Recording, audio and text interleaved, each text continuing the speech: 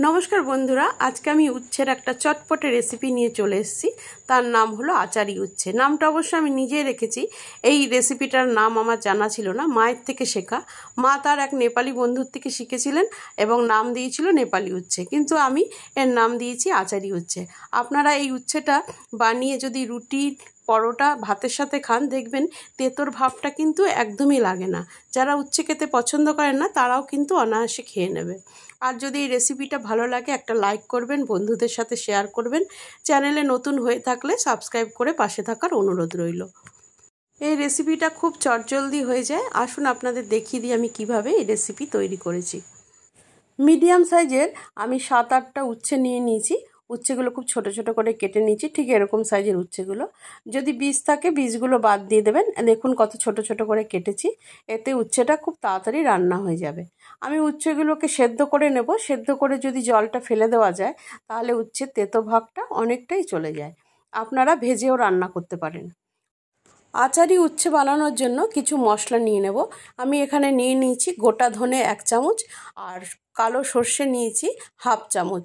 ধনের ঠিক অর্ধেকটা দিতে হবে সর্ষে, এখানে সাদা কালো যে কোনো সর্ষে নিতে পারেন।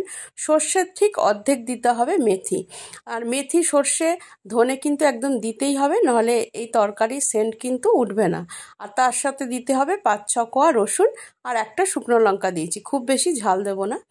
আর এখানে যেহেতু আচারি বলছি, মানে আচারের মতন টক ঝাল মিষ্টি, তাই টকের জন্য আমি কিছুটা পরিমাণে তেঁতুল নিয়েছি। 4-5 কোয়া তেঁতুল একটু উষ্ণ জলে আমি ভিজিয়ে রেখেছি, যাতে তেঁতুলটা খুব ভালো করে ভিজে যায়। তেঁতুলটা ভালো করে ভিজে গেলে পাল্পটা খুব সহজেই বেরিয়ে আসবে। আর নিয়েছি একটা বড় সাইজের পেঁয়াজ, খুব মিহি করে কুচিয়ে নিয়েছি। গোটা মশলা আর রসুন দিয়ে একটা পেস্ট তৈরি করে নেব। রান্নাটা আমি শুরু করছি। প্রথমে একটা কড়াইতে খানিকটা জল গরম বসিয়ে দিয়েছি, আর এই জলেই উচ্ছেটা আমি সেদ্ধ করে নেব। উচ্ছে 4-5 মিনিট ধরে সেদ্ধ করব। 1 চামচ লবণ আর অল্প হলুদ দিয়ে 4-5 মিনিট সেদ্ধ করে নিলাম। 4-5 মিনিট পরে দেখুন উচ্ছেটা খুব ভালো করে সেদ্ধ হয়ে গেছে। উচ্ছেটা নামিয়ে নেব আর জলটা ঝরিয়ে নেব। কড়াইটা আবারও আমি গ্যাসে বসিয়ে ভালো করে গরম করে নিলাম। আর 4-5 চামচ টেবিল চামচ আমি সর্ষের তেল দিয়ে দিলাম। কেটে রাখা পেঁয়াজটা দিয়ে দিয়েছি। পেঁয়াজটা একটু ভালো করে ভেজে নিতে হবে, কাঁচা ভাবটা চলে যাওয়া অবধি ভাজতে হবে।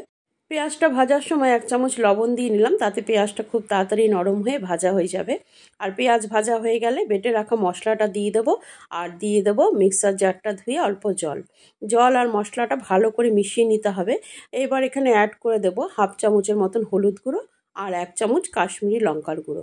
কাশ্মীরি লঙ্কা দিলে কিন্তু রান্নার কালারটা খুবই ভালো আসে। গুঁড়ো মশলাটা ভালো করে মিশিয়ে নিয়ে যে তেঁতুলটা ভিজিয়ে রেখেছিলাম তার পাল্প বার করে নিয়েছি, আর সেটা এখানে মিশিয়ে দিচ্ছি। ভালো করে মিশিয়ে নিয়ে এখানে দিয়ে দেবো 1 চামচ চিনি।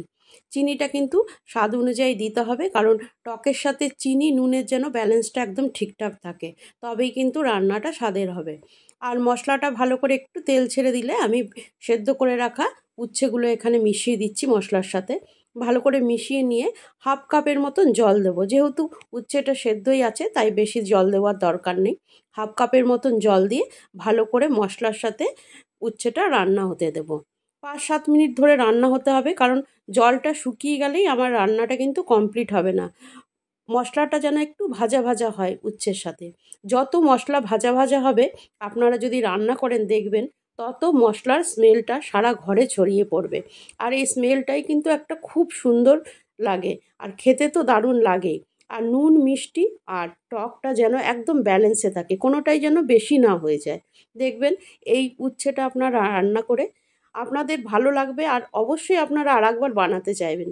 দেখছেন কেমন তেল ছেড়ে এসছে। তেলটা ছাড়ছে, মশলাটা একটু ভাজা ভাজা যতক্ষণ না হচ্ছে আমি নাড়তে থাকবো, যাতে নিচে ধরে না যায়। আর একদম ভাজা ভাজা হলে ফাইনালি আমি রান্নাটা নামিয়ে নেব। উচ্ছের একঘেয়ে রেসিপি খেয়ে ভালো না লাগলে তখন অনায়াসে এই রান্নাটা করে নেবেন। খুব চটজলদি হয়ে যায়, আপনারা দেখতেই পাচ্ছেন কত তাড়াতাড়ি আমি রান্নাটা করে ফেললাম। একটু সময় নিয়ে শুধু মশলা আর উচ্ছেটাকে ভাজা ভাজা করতে হবে, আর কোনো খাটালির কিছুই নেই। আপনারা এটা বাড়িতে বানান, ভালো লাগলে কমেন্ট করে জানাবেন।